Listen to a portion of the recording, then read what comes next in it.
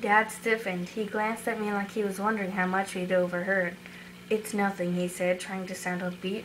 "I have a wonderful evening planned. Who'd like a private tour of the British Museum?" Sadie slumped in the back of the taxi between Dad and me. "I can't believe it," she grumbled. "One evening together and you want to do research." Dad tried for a smile. "Sweetheart, it'll be fun. The curator of the Egyptian collection personally invited." "Right, big surprise." Sadie blew a strand of red-streaked hair out of her face.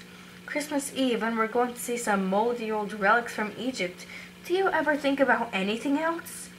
Dad didn't get mad. He never gets mad at Sadie. He just stared out the window at the darkening sky and the rain. "Yes," he said quietly, "I do." Whenever Dad got quiet like that and stared off into nowhere, I knew he was thinking about our mom. The last few months it had been happening a lot.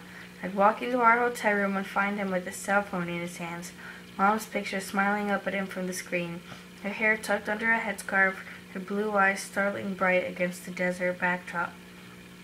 Or we'd be at some dig site. I'd see Dad staring at the horizon, and I'd know he was remembering how he'd met her, two young scientists in the Valley of the Kings, on a dig to discover a lost tomb. Dad was an Egyptologist, Mom was an anthropologist looking for ancient DNA. He told me the story 1,000 times. Our taxi snaked its way along the banks of the Thames, just past the Waterloo Bridge. My dad tensed. "Driver," he said, "stop here a moment." The cabbie pulled over on the Victoria Embankment. "What is it, Dad?" I asked. He got out of the cab like he hadn't heard me. When Sadie and I joined him on the sidewalk, he was staring up at Cleopatra's Needle.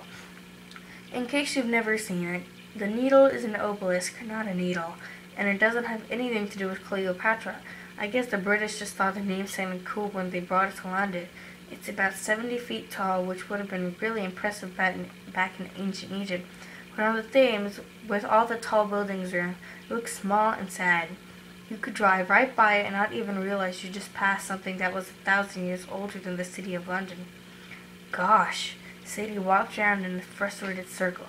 "Do we have to stop for every monument?" My dad stared up at the top of the obelisk.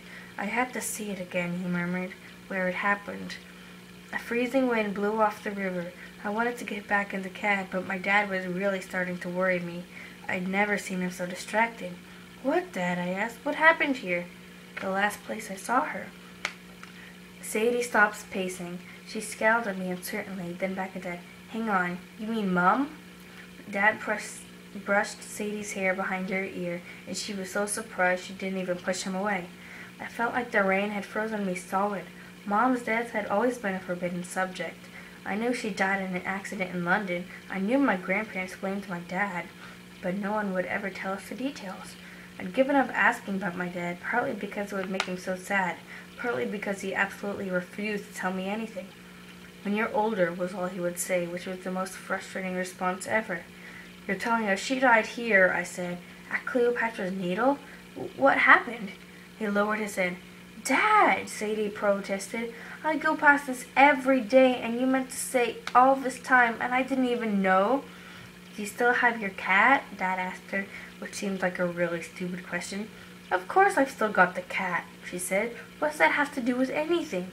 "And your amulet?" Sadie's hand went to her neck. When we were little, right before Sadie went to live with our grandparents, Dad had given us both Egyptian amulets. Mine was an Eye of Horus, which was a popular protection symbol in ancient Egypt. In fact, my dad says the modern pharmacist symbol is a simplified version of the Eye of Horus, because medicine is supposed to protect you. Anyway, I always wore my amulet under my shirt, but I figured Sadie would have lost hers or thrown it away. To my surprise, she nodded. "Of course I have it, Dad, but don't change the subject. Gran's always going on about how you caused Mom's death. That's not true, is it?" We waited. For once, Sadie and I wanted exactly the same thing, the truth. "The night your mother died," my father started here at the Needle. A sudden flash illuminated the embankment. I turned, half blind, and just for a moment I glimpsed two figures.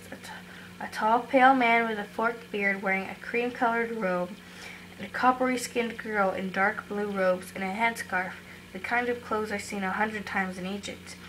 They were just standing there side by side, not 20 feet away, watching us. Then the light faded. The figures melted into a fuzzy afterimage. My eyes readjusted to the darkness. They were gone. Sadie said nervously. Did you just see that? Get in the cab, my dad said, pushing us toward the curb. We're out of time. From that point on, Dad clammed up. This isn't the place to talk, he said, glancing behind us. He'd promised the Gabby an extra £10 if he got us to the museum in under 5 minutes, and the cabbie was doing his best. Dad, I tried. Those people at the river and the other bloke, Amos, Sadie said. Are they Egyptian police or something? Look, both of you, Dad said. I'm going to need your help tonight. I know it's hard, but you have to be patient. I'll explain everything, I promise, after we get to the museum. I'm going to make everything right again. What do you mean? Sadie insisted. Make what right? Dad's expression was more than sad. It was almost guilty. With a chill, I thought about what Sadie had said about our grandparents blaming him for Mom's death. That couldn't be what he was talking about, could it? The cabbie swerved onto Great Russell Street and screeched to a halt in front of the museum's main gates. Just follow my lead, Dad told us. When we meet the curator, act normal. I was thinking that Sadie never acted normal, but I decided not to say anything. We climbed out of the cab. I got our luggage while Dad paid the driver with a big wad of cash. Then he did something strange. He threw a handful of small objects into the back seat. They looked like stones, but it was too hard for me to be sure. Keep driving, he told the cabbie. Take us to the Chelsea. That made no sense since we were already out of the cab, but the driver sped off. I glanced at Dad, then back at the cab, and before it even turned the corner and disappeared into the dark, I caught a weird glimpse of 3 passengers in the back seat, a man and 2 kids. I blinked. There was no way the cab could have picked up another fare so fast. Dad? London cabs don't stay empty very long, he said matter-of-factly. Come along, kids. He marched up through the wrought iron gates. For a second, Sadie and I hesitated. Carter, what is going on? I shook my head. I'm not sure I want to know. Well, stay out here in the cold if you want, but I'm not leaving without an explanation. She turned and marched after our dad. Looking back on it, I should have run. I should have dragged Sadie out of there and gotten away as far as possible. Instead, I followed her through the gates. That's chapter 1. So, I'm gonna do chapter 2. I'm gonna, read the whole book, if I can. So, yeah, stay tuned. Bye.